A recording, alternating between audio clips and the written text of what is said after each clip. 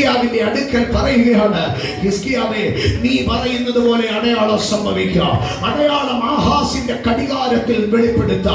ആഹാസിന്റെ കടികാരത്തിൽ നിഴൽ 10 പടി മുന്നോട്ട് പോകണോ പുറകോട്ട് പോകണോ? ആമേൻ. യെശയ്യാ പ്രവാചകനെ നോക്കി ഹിസ്കിയാവ് ആലോചിച്ചൊരു ഉത്തരം പറഞ്ഞു, 10 പടി മുന്നോട്ട് ഇറങ്ങണ്ട, പകരം എന്ത് ചെയ്യട്ടെ? പകരം ഒന്ന് റിവേഴ്സ് എടുക്കട്ടെ.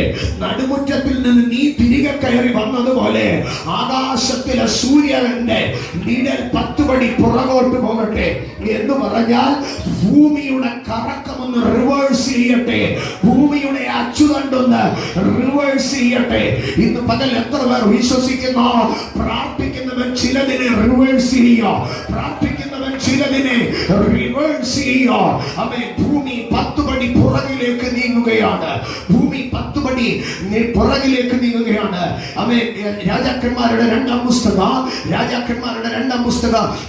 20-ാം അധ്യായം അതിന്റെ 10-ാം വാക്യത്തിൽ അതിന് ഹിസ്കിയാവ് നിഴൽ 10 പടി ഇറങ്ങിപ്പോകുന്നത് എളുപ്പമാണ്, അങ്ങനെയല്ല, നിഴൽ 10 പടി പിന്നോക്കം തിരിയട്ടെ എന്ന് പറഞ്ഞു. 10 പടി പിന്നോക്കം തിരിയട്ടെ എന്ന് പറഞ്ഞു, ഹിസ്കിയാവ് പറഞ്ഞു. അതിന്റെ അടുത്ത വാക്യം 11-ാം വാക്യം, അപ്പോൾ യെശയ്യാ പ്രവാചകൻ യഹോവയെ വിളിച്ചപേക്ഷിച്ചു.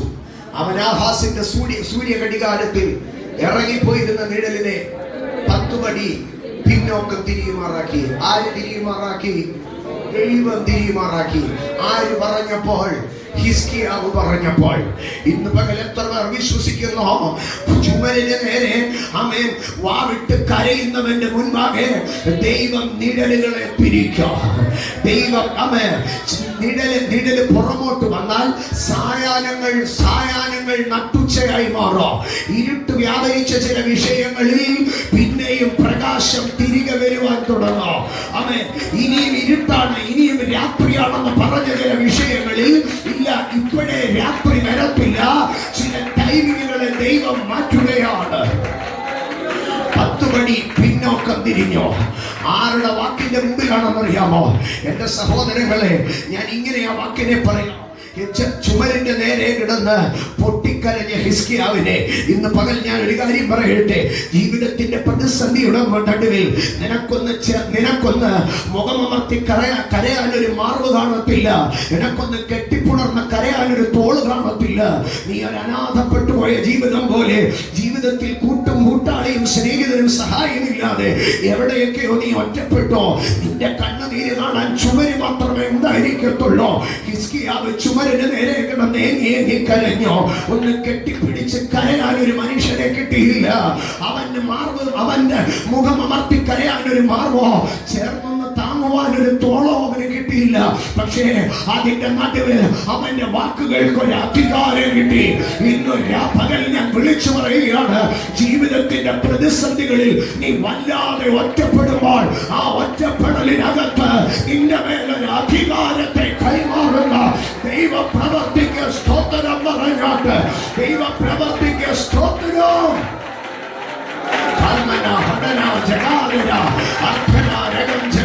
പ്രവാചകം പ്രൗഷമ പ്രവർത്താരിയ ഐക്യം പ്രവചാരിയ ലാത്രേയ പ്രവർത്താരിയ അപപ്രവർത്താരിയ ലാസ്മേയ. ഈ ചുമരുകളിൽ കിടന്ന കരഞ്ഞ മനുഷ്യനാ. നിനക്ക് നിന്റെ സങ്കടം പറയാൻ ഒരുത്തരുമില്ലായിരുന്നു, നിന്റെ ആകുലം കാണാൻ ഉലകത്തിൽ ഒരു മനുഷ്യനുമില്ലായിരുന്നു. പക്ഷേ നിന്റെ മേൽ ദൈവത്തിന്റെ ഒരു അധികാരം.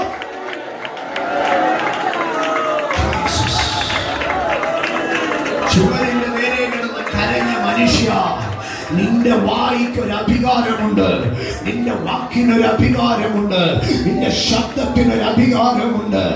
ഹിസ്കിയാവ് പറഞ്ഞു, ദൈവം ഘടികാരത്തെ പുറകോട്ട് ചലിപ്പിച്ചു. Holy spirit.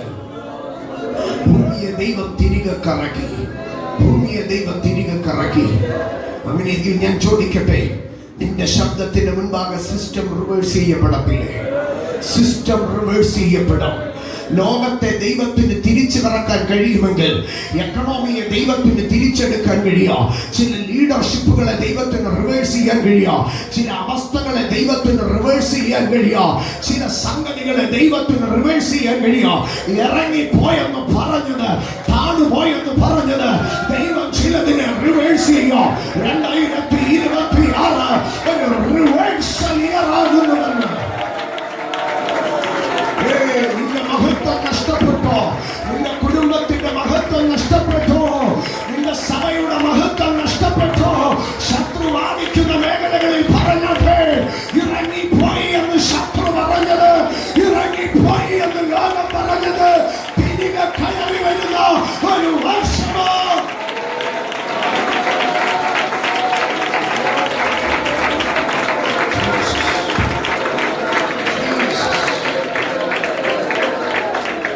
ഹിസ്കിയാവ് പറഞ്ഞു സൂര്യൻ പുറകോട്ട് സഞ്ചരിച്ചു.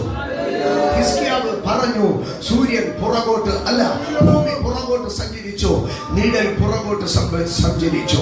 സ്തോത്രം.